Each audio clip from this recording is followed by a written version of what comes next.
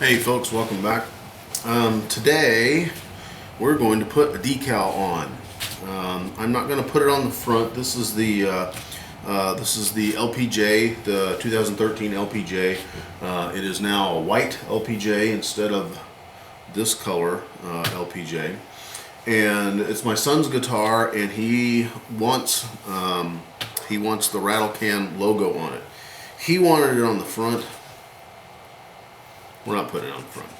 We're going to put it here on the back of the headstock. So I have here this nifty sheet of printed out decals. I designed this on my computer, and I printed it out. I used this, there's a decal paper that you can buy. Now this is a white, it's white on, the paper's white, but the film is actually clear. Your printer doesn't print white.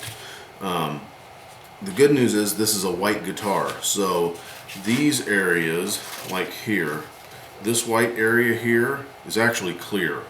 When you slide the decal off, this is clear, but we're putting it on a white guitar, so it's going to look okay. So that's something you got to think about when you're wanting to do this. I printed it out on the highest quality setting that there was on the for photo glossy paper is the setting on my printer that I used. I let it dry. I let mine dry for just a couple of days. It could probably dry for much shorter than that, but that's what I do. And then I put 4 or 5 really light coats of acrylic lacquer on it to protect it. So now what we're going to do is we're just going to cut out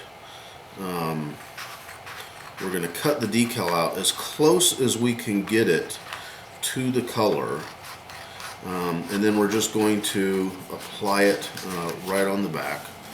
And since I'm here, I'm just going to go ahead and cut all this out, so that way it's a little easier to manage. I do get some little splotches, some little areas. You can see perhaps right here. There's like a little black spot there. And if you look every once in a while, you'll see a little black speck, and that's just because I have an inkjet printer. And inkjet printers aren't exactly known for the highest quality that you can get. So I'm just going to trim this with my old man eyes, and actually I'm not going to use this because I have, let's see if we can see this, might be hard to see. Actually, let's zoom in. You can see right here there's a black band that comes down through there. It comes right across there. And I don't necessarily want that, so let's take a little closer look at this one.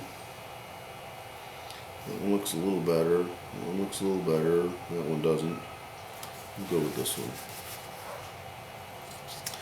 That's one of the reasons that I print all of these, is because you are going to have some that are messed up. Again, just because of the way they are. If you're doing just black and white, I hear that laser printers can make super duper sharp lines.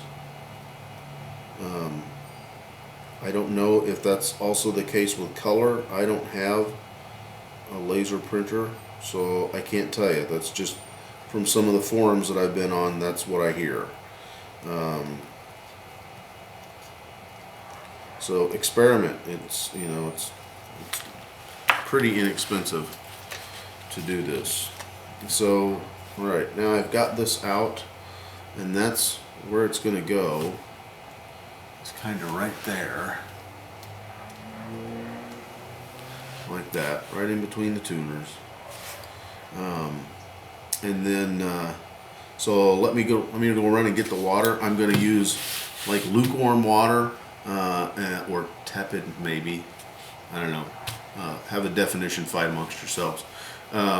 and then I'm going to put like 1 drop of dishwashing liquid in it, and that's just, it's going to break up the surface tension. It's going to let the water flow a little bit easier. So stand by.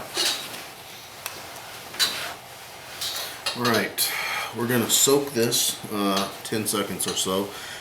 Here's something you've got to realize.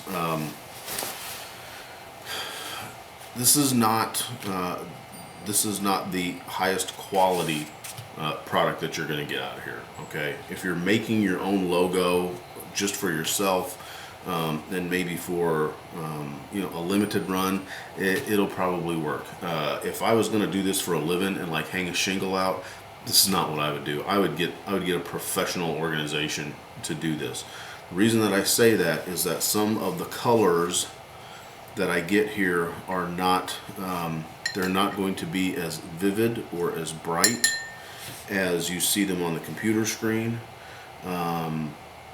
There's a pretty good chance that there's going to be some color, I don't know if runoff is the right word. It's not going to be as vibrant or as dense as I would like it to be. And you can see from this that I'm getting some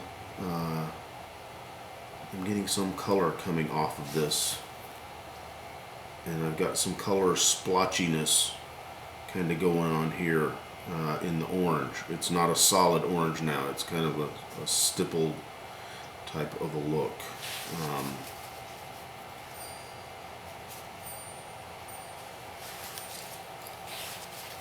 There it is on, and now I'm going to use a clean brush